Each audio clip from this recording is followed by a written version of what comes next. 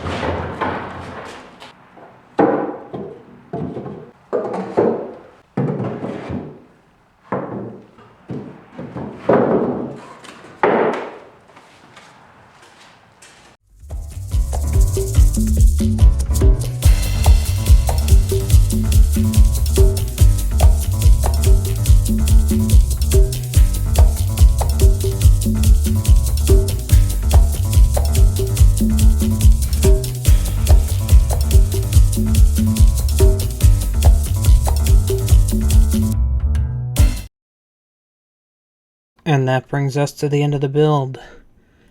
It's not going to win us any woodworking awards, but it is functional shop furniture, gets my cutoffs off of the ground, and I can move it all around at once.